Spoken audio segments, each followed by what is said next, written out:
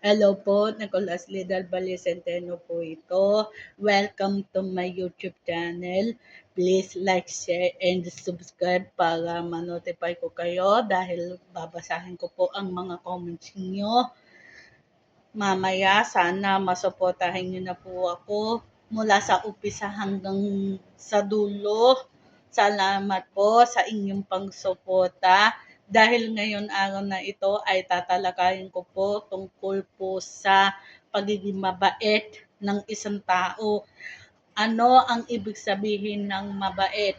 Ang mabait ay ang pang-uring ginagamit upang ilarawan ng isang tao na may magandang kalooban. Mahalaga po ang pagiging mabait ng isang tao dahil marami na po siyang natututunan kung paano maging isang mabuting tao. For example po, ang mga senior citizen ng katulad ng lola ko po gusto tumawid sa kalsada. Kaya lang, ang mga pulis, handa silang tumulong para ang mga senior citizen ng katulad ng lola ko po ay makatawid sa kalsada. Yun po ang naging inspirasyon kung bakit naging mabait sila. So, kailangan po natin sanayin ang pagiging mabait ng isang tao. Huwag po hayaan natin na ikimkim ang ating mga galit sa ating mga puso. Siyempre, nandun po ang paggalang sa mga matatanda, nandun po ang pangrespeto, nandun din po lahat-lahat dahil kailangan po natin matututunan ang lahat ng bagay dahil kung meron kang pinag-aaralan, dapat ikaw na po mismo ang mag-a-adjust. Hindi po katulad ko na hindi po ako marunong mag-adjust. May mga tao talaga mababait, may mga tao talaga nang hindi. Nakadepende po sa tao. Kung mabait ka, mabait din ang mga tao na kapaligid sa'yo. Pero kung masama ang ugali mo, mas masama din ang ugali nila ang paparatuhin sa'yo. Siyempre, nakadepende yun sa tao. Hindi porket na born again ka, Katoliko ka, Muslim, etc. Nasa sa tao na yun. Siyempre, nandun din po ang pagdidisiplina. Kahalagahan din po ang pagdidisiplina ng isang tao dahil sa maraming natututunan dito sa paaralan. Usually, sa school po namin, itinuturing ko parang pangalawang tahanan ko na din. Siyempre, kapag po hindi po namin marunong sumunod sa guro, ay paparusahan po namin yun. Which is, hindi po kami makakapasok sa room. Minsan, pinipaste the wall pa nga kami eh. Minsan, yung iba naman napapasquat. So, ayun, siyempre, minsan, kapag ang galit ko po ay sobrang nagiging violente na, siyempre, hindi ko kayang makontrol.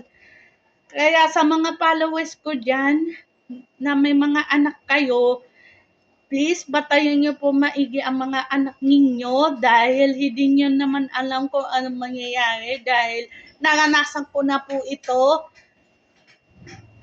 dahil sa karanasan ko mula junior high school hanggang senior high school, mula sa pambubuli ko, kahit minsan ay gumagawa po ako ng mali. Siyempre, kailangan po natin matutong mag-adjust.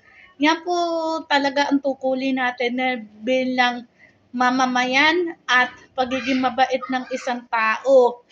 At siyempre po, marami po talaga mga taong nagugutom ngayon. So, eventually po, kailangan po natin bibigyan. Kung ano ang meron ng pera sa atin, kailangan po natin matutong mapagbigay ng pagkain. Kaya, yun po ang masasabi ko po sa inyo. Huwag nyo nahahayaan na tularan na ang ugali ko dahil minsan ang ugali ko may oras ng pagka-violente ko. Pero wag naman yun nagagayahin yun ha, kasi masama yun.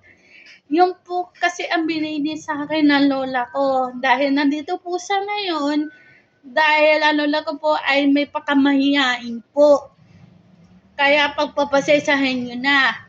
At sinasabi ko na nga po sa inyo, ako po ay mabait ng tao kung makikita nyo maigi. Hindi po sa lahat na pagpapasesahan ko ng isang tao. Kaya lang, siyempre, kailangan na natin na matutong mapakumbaba tayo. Mapapakumbaba tayo bawat isa sa atin. Katulad po ng tatay ko na sa tumatayog bilang haligi ng tahanan dito. Kaya siyempre, hindi niya naman may iwasan na may ganitong tampuhan, murahan, sigawan, etc. So, ayun, siyempre, kung marami kayong natututunan dito sa video na ito, at dadagdagan ko pa, kapag hindi po tayo marunong sumunod, may violation po kasi. Ang violation po ay hindi po talagang lahat-lahat marunong sumunod. Siyempre, yung iba po naman ay marunong sumunod. Yung iba po naman hindi po marunong sumunod. Kaya minsan madalas tayo napapagalitan, minsan nagiging rebelde na tayo sa mga magulang, lalo na sa mga taong malalapit sa atin. So, kailangan na natin na maging mabait. Kung may natututunan po kayo, please comment nyo na lang sa comment section below at sasagutin ko po ang mga katanungan ninyo. Dahil maya-maya ay babasahin ko po ang mga comments nyo kung ano ang masasabi nyo. Siyempre, lahat na natututunan po dito ng junior high school hanggang senior high school, siyempre, kailangan ko ma-i-apply dito. Hindi porket na ikaw isa kang Katoliko, born again Christian, Muslim, ay nasa sa tao na po yun. Kapag po hindi po natin kayang kontrolin ng mga sarili natin, mapapahamak tayo. Kaya kailangan po natin na matuto tayo na mapakumbaba sa ating mga mahal sa buhay, lalo na sa mga matatanda na katulad ng lola ko. And yun na nga, ang masasabi ko lang sa inyo, kaya mahalaga po dito ang pagiging mabait. Dahil siyempre kasama po yan ang pagtanaw ng utang na loob. Kapag tinulungan ka ng isang tao, siyempre kailangan walang kapalit yun. Kailangan na natin na matuto tayong magpasalamat sa anumang ibinibigay sa atin. Kaya napakamahalaga na dito ang pagiging mabait dahil tayo lahat ay ipinanganak tayo sa mahal ng Panginoon. Ako po ay dating Katoliko doon sa relihiyon ni Lola, along with my mother. Kaya lang po, wala na sa ngayon. Matagal na po dahil nasa heaven na po siya. Kasi sa Sabado po ay aalis po kami tatlo, ay pupunta po kami sa sementeryo sa Santo Tomas. Tapos followed by next Wednesday po ay birthday ko na po sa November 5. Please, wag nyo nakakalimutan na i-message nyo na po ako kung merong mga katanungan nyo dahil sasagutin ko po ang mga comments nyo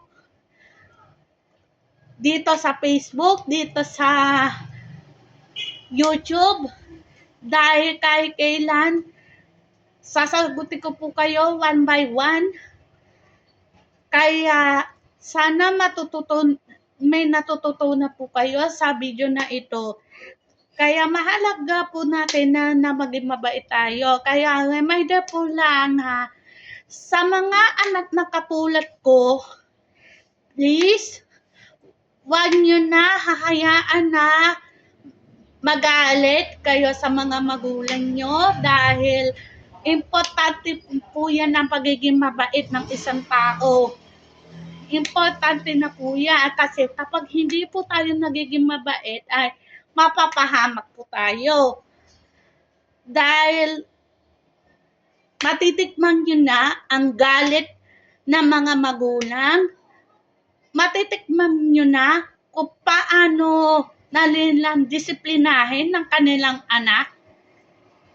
Kaya doon po tatalakayin ng video na ito tungkol po sa padidisiplina na kailangan natin sanayin kung paano tayo matuto sumunod sa mga patakaran.